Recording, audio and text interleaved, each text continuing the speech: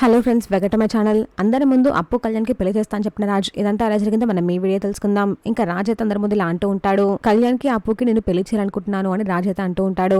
ఆ మాట విని కావ్య ఒక్కసారిగా షాక్ అవుతుంది. అలాగే చూస్తూ ఉండిపోతుంది. దానిలక్ష్మి కూడా షాక్ అయిపోయి అలాగే చూస్తూ ఉంటుంది. మీరు విన్నది నిజమే, కళ్యాణ్కి అప్పుకి పెళ్లి చేయాలనుకుంటున్నాను. ఎందుకు అంటే కళ్యాణ్ అప్పుని ప్రేమిస్తున్నాడు అని రాజ్ అయితే చెప్తూ ఉంటాడు. మాట విని ఇంట్లో అందరూ షాక్ అవుతారు. అలాగే చూస్తూ ఉండిపోతారు. మీరు ఎందుకలా అంటున్నారని నేను కళ్యాణ్ని కనుక్కున్నాను, అలాంటిదేం లేదని చెప్పాడు. మళ్ళీ మీరు అప్పుకి కళ్యాణ్కి పెళ్లి చేయాలనుకోవడం ఏంటి అని కావ్య అయితే అడుగుతూ ఉంటుంది. ఇంకా కావ్య అయితే రాజ్ని గట్టిగా అడుగుతుంది, అసలు కావ్య గారి మనసులో అప్పుకి ఎలాంటి స్థానం లేదు, అప్పుని ప్రేమించట్లేదు, అప్పుని పెళ్లి చేసుకోవాలనుకోవట్లేదు, మీరే ఏదో ఊహించుకుంటున్నారు.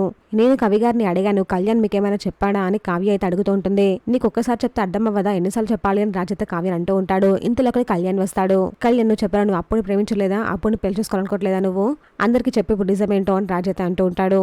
చెప్పండి కవి గారు, మీ మనసులో ఏముంది, మీరు అప్పుని ప్రేమించట్లేదు అని చెప్పండి అని కావ్య అయితే అంటూ ఉంటుంది. మరోవైపు ధాన్యలక్ష్మి షాకింగ్ గా కళ్యాణ్ ఇలా అడుగుతూ ఉంటుంది, అరే ఏంట్రా కళ్యాణ్, ఇది అప్పుని ప్రేమించడం ఏంటి, తండ్రి ప్రేమించుకోవడం ఏంటి, నాకేం అర్థం కావట్లేదు, అసలు నీ మనసులో ఏముందో చెప్పు అని అడుగుతూ ఉంటుంది.